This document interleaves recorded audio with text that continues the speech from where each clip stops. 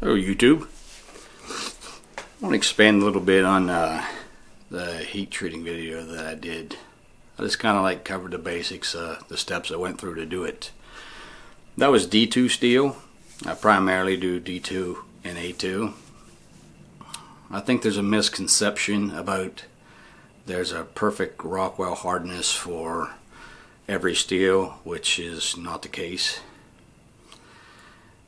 You have to also look at what the knife is going to be used for.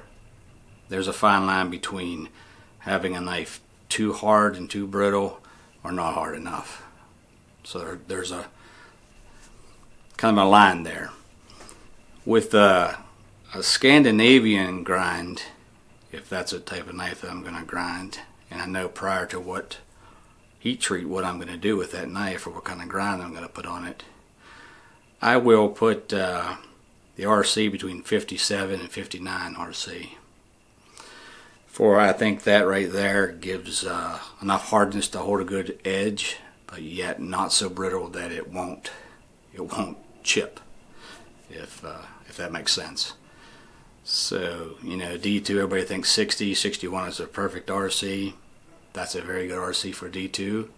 Now all my hollow ground knives that I do for hunting knives or whatever, I will put them at 60, 61. If I'm doing a saber grind and I know that it's going to be used for a bushcraft knife or, you know, hard chore knife, I'll go between 58 and 59 on RC on that. A2, it's the same thing, but the hardening temperature is a little lower with A2. With D2, I harden it at 1850 for 40 minutes, and then I plate quench as you see me do in the video. This is kind of a follow-up to it, because a lot of times I don't see a lot of things on YouTube that have to do with the temperatures and the hardening and the tempering cycles. I don't really see people talk about that very much. I don't know why some makers think it's a big secret. Well, I don't think it should be. You know, everybody should know what they're getting, and even if you're not a knife maker, it's good to have knowledge on what goes into the knife. As many of you can see, that knife makers work pretty hard at their craft.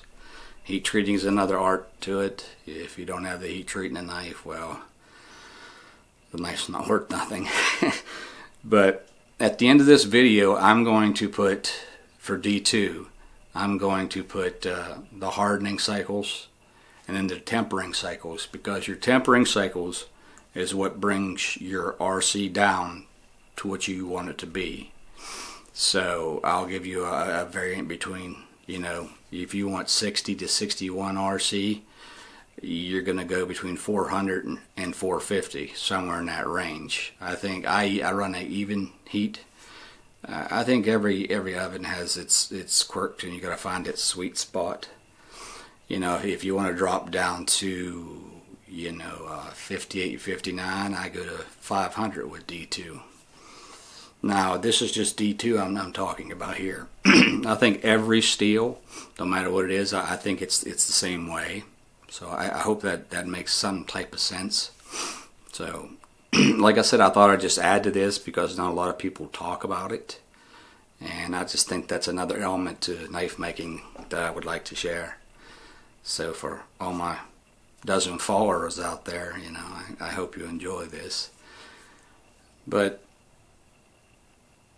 it's something it takes time to learn how to do, and it takes testing, and it's just one of those other things, another part of the craft that you have to do. So I thought I would elaborate on it because I went through, you know, just loading a furnace and, you know, quenching and the RC testing, but you know, there's a point A to point E that you have to fill in the blanks there. So I want to give you some recipes if you're doing D2, which in my opinion is a fantastic steel, holds a wicked edge, and it holds for a long time. There's a lot of makers out there who use it, like Bob Dozer. He's a fantastic knife maker, and that's pretty much all he uses. Walter Brenda's another one that comes to mind. And these are old school folks that have been around the game a long time, and there's a reason they're still using D2 to this day. It's because of its working properties. So, like I said at the end here, I'm going to put you a graph up there with the temperatures, you know, and what RCs you'll get with them. You know, so I'll do that, and I hope you enjoy this. All right, thank you.